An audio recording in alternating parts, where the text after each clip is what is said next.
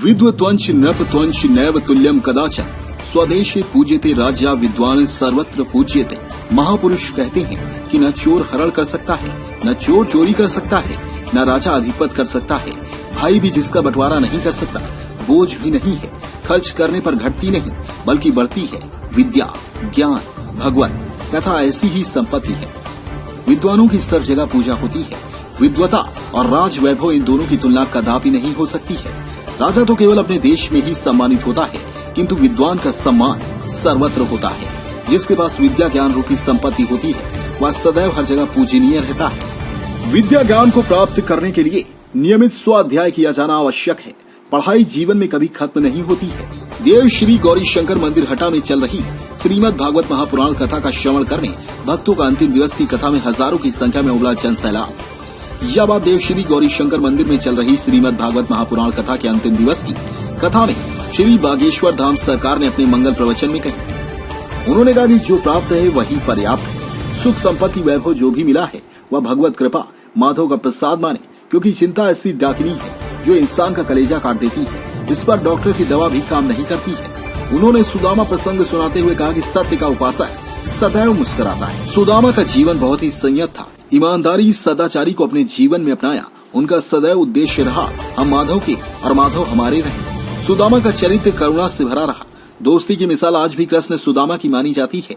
द्वारकाधीश भगवान कृष्ण ने सुदामा के चरण धोने के लिए गंगा जल को भी ओछा माना और अपने आंसू से ही मित्र के चरण धोए। उन्होंने वर्तमान व्यवस्था पर कटाक्ष करते हुए कहा कि अक्सर टूट जाते हैं वो रिश्ते गरीबी में जो खास होते हैं। हजारों दोस्त बन जाते हैं जब पैसा पास होता है।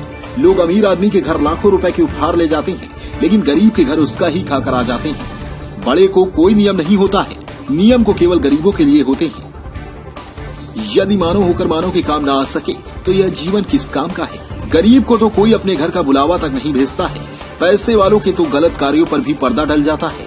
कभी भी किसी की गरीबी का मजाक नहीं उड़ाना चाहिए। जरूरतमंद व्यक्ति की मदद करने से बढ़कर कोई मानवता और धर्म नहीं हो सकता है। कथा के अंतिम दिवस में एक ओर जहां श्रद्धालुओं का सैलाब उमड़ा, तो वहीं देश के कोने कोने से सैकड़ों की संख्या में साधु संत भी उपकाशी पहुंची। कथा का श्रवण किया एवं आयोजक मंडल द्वारा सभी साधु संतों का अभिनंदन स्वागत सत्कार किया गया।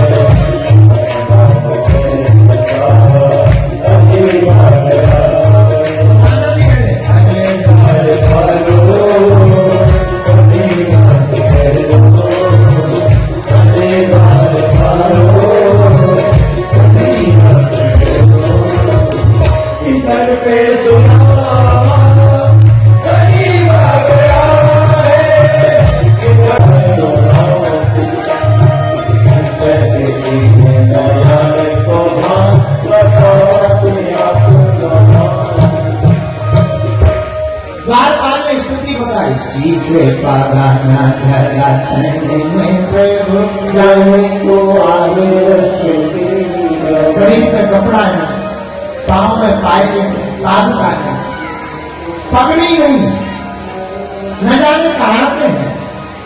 द्वार खड़ो तुझी दुर्बल को, द्वार खड़ो तुझी दुर्बल, द्वार विप्र खड़ा तो दुर्बल है, कहीं दिया कन्हैया से कौन कन्हैया? अरे भैया, जो तुम्हारे राजा हैं वो हमारे परम मित्र हैं, हमें उनसे मिलना है। बार बार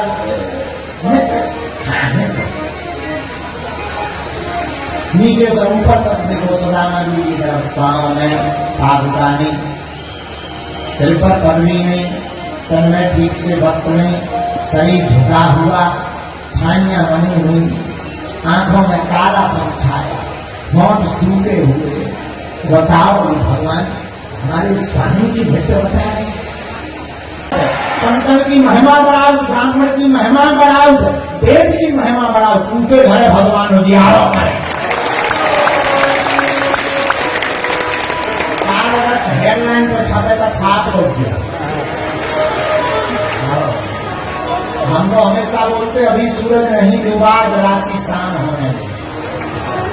तो डरना नहीं हो तो डूबत है सूरज, तो दोपहर का सूरज नहीं डूबा, शाम के समय बहुत डूबा। तो हम कहेंगे अभी सूरज नहीं डूबा, जरा सी शाम होने लो। बदनाम करने का बहाना ढूंढता है, बदनाम करने का बहाना ढूंढता है जमाना। मैं खुद बदनाम हो जाऊंगा, पहले मेरा नाम तो होना।